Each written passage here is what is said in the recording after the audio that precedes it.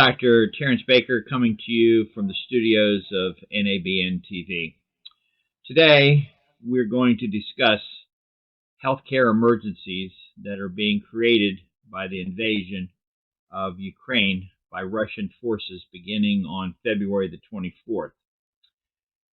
War and military invasion always carries with it healthcare emergencies and healthcare disasters. Currently, based upon information being received from correspondents within Ukraine, the following emergencies are being currently investigated by the World Health Organizations and other charities. First is safe drinking water.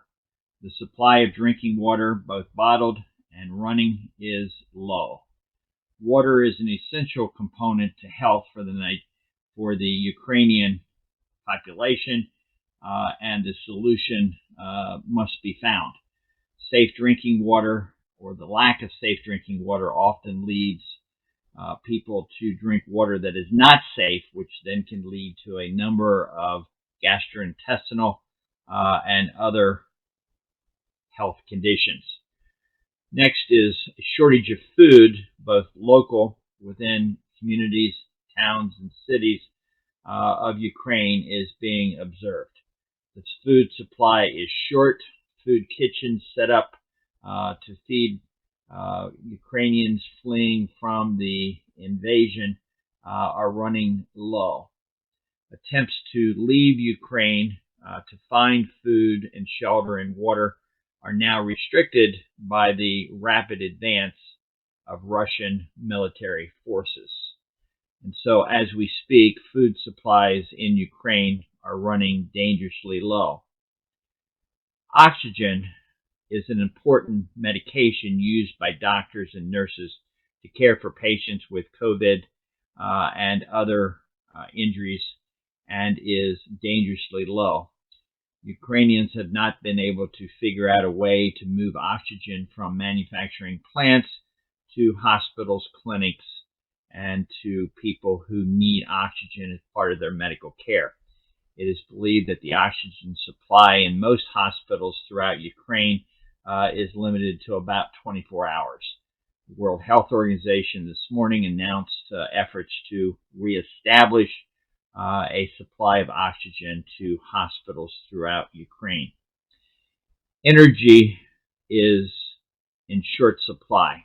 Natural gas lines, gasoline, other sources of energy have been restricted by the invading Russian army and the destruction of supply lines to the cities and communities by Russian forces.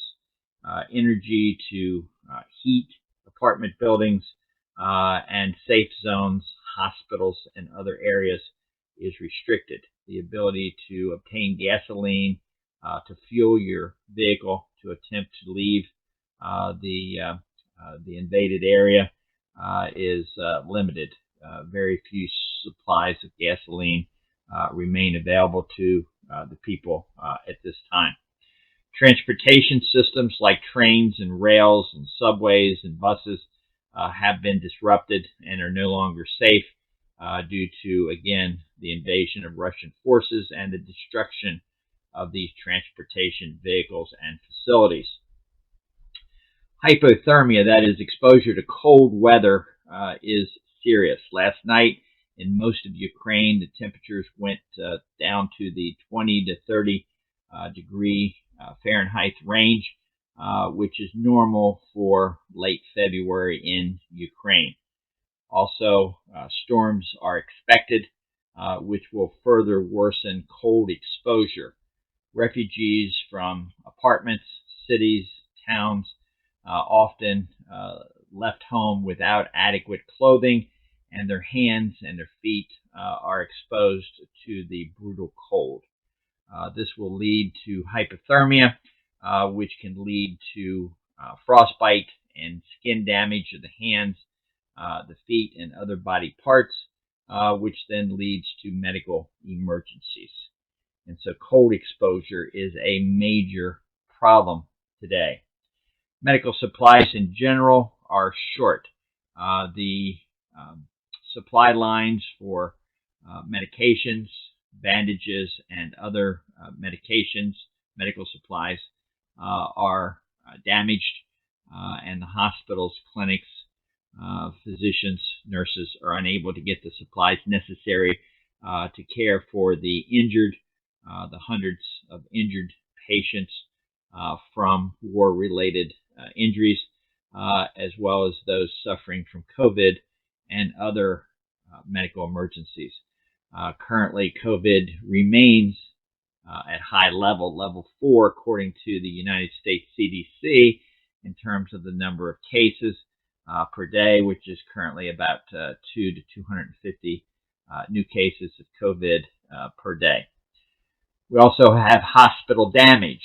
A hospital last night during a bombing raid was damaged, which injured patients, injured staff, injured civilians, damaged the facility ambulance, and numerous cars around it.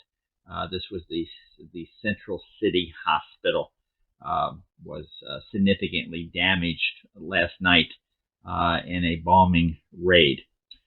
New COVID cases continue, about 200 to 250 per day.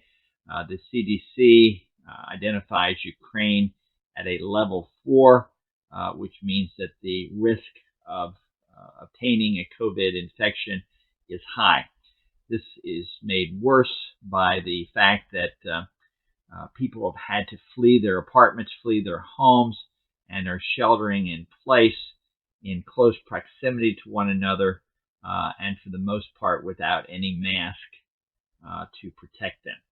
And so a COVID surge may very well occur as a new Omicron variant has been identified by the World Health Organization this morning. It is certainly possible to see a surge of COVID in Ukraine and in Russia. Shelter in general is limited.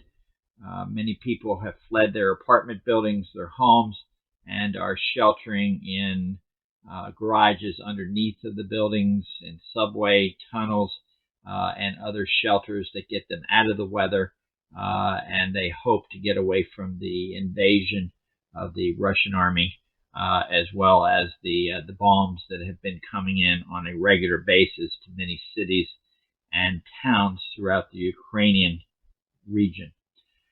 Another concern, health concern for Ukraine, is that Russian forces have seized Chernobyl.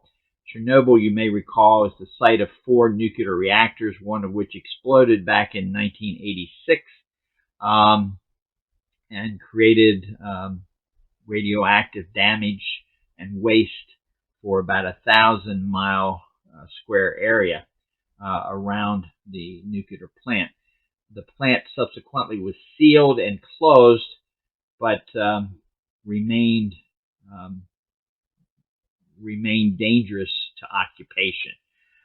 Russian forces have seized it, and there is concern that the activity of tanks in and around the exploded reactor is creating a level of radiation which has previously not been seen. In fact, one point of evaluation showed the level to be 20 times higher than has been normal in recent months.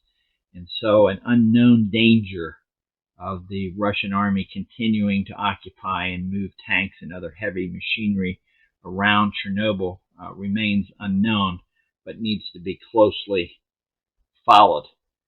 Finally is smoke inhalation. There are many fires of burning vehicles, oil refineries, gas refineries, pipelines which have been damaged, causing large explosions and lots of smoke. Smoke is dangerous when inhaled and can cause not only immediate reactions, including toxicity to the lung tissue, but can also lead to long-term damage and injury to patients' lungs. Currently, there are 4 organizations which are providing rescue assistance to the area.